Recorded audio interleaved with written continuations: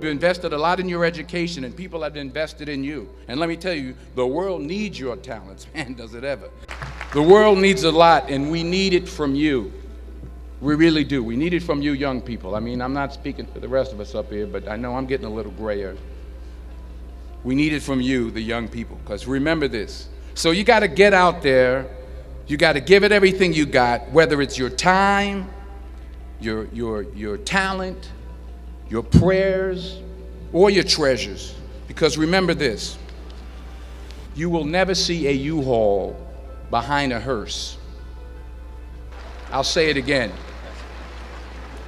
You will never see a U-Haul behind a hearse. You can't take it with you. The Egyptians tried it, and all they got was robbed. So the question is, what are you going to do with what you have? I'm not talking about how much you have.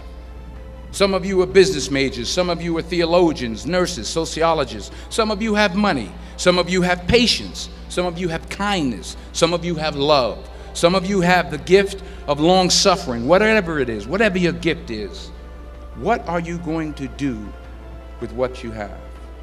Fail big. That's right. Fail big. Today is the beginning of the rest of your life, and it can be very frightening. It's a new world out there. It's a mean world out there, and you only live once. So do what you feel passionate about. Take chances professionally. Don't be afraid to fail. There's an old IQ test, was 9 dots, and you had to draw 5 lines with a pencil within these 9 dots without lifting the pencil. The only way to do it was to go outside the box. So don't be afraid to go outside the box. Don't be afraid to think outside the box. Don't be afraid to fail big, to dream big. But remember, dreams without goals are just dreams, and they ultimately fuel disappointment. So have dreams, but have goals. Life goals, yearly goals, monthly goals, daily goals. I try to give myself a goal every day. Sometimes it's just to not curse somebody out. Simple goals, but have goals. And understand that to achieve these goals, you must apply discipline and consistency. In order to achieve your goals, you must apply discipline, which you have already done, and consistency every day, not just on Tuesday and miss a few days. You have to work at it every day. You have to plan every day. You've heard the saying, we don't plan to fail, we fail to plan. Hard work works. Working really hard is what successful people do. And in this text, tweet, twerk world that you've grown up in, remember, just because you're doing a lot more doesn't mean you're getting a lot more done. Remember that. Just because you're doing a lot more doesn't mean you're getting a lot more done. Don't confuse movement with progress. My mother told me, she said, yeah, because you can run in place all the time and never get anywhere. So continue to strive, continue to have goals, continue to progress.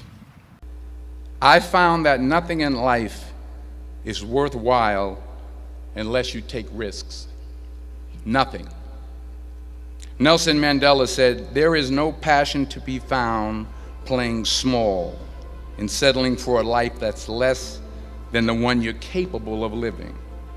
Now, I'm sure in your experiences in school and applying to college and picking your major and deciding what you want to do with life, I'm sure people have told you to make sure you have something to fall back on. Make sure you got something to fall back on, honey. But I never understood that concept, having something to fall back on. If I'm going to fall, I don't want to fall back on anything except my faith. I want to fall forward. I figure at least this way I'll see what I'm going to hit. Fall forward. This is what I mean. Reggie Jackson struck out 2,600 times in his career, the most in the history of baseball. But you don't hear about the strikeouts. People remember the home runs. Fall forward. Thomas Edison conducted 1,000 failed experiments. Did you know that? I didn't know that. Because the 1,001st was the light bulb. Fall forward.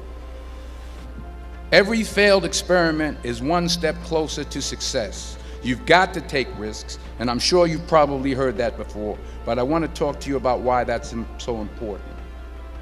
I got 3 reasons, and then you can pick up your iPhones. First, you will fail at some point in your life. Accept it. You will lose. You will embarrass yourself. You will suck at something. There's no doubt about it. And I know that's probably not a traditional message for a graduation ceremony, but hey, I'm telling you, embrace it, because it's inevitable. And I should know. In the acting business, you fail all the time. Early on in my career, I auditioned for a part in a Broadway musical. Perfect role for me, I thought, except for the fact that I can't sing. I didn't get the job. But here's the thing. I didn't quit. I didn't fall back. I walked out of there to prepare for the next audition, and the next audition, and the next audition. I prayed.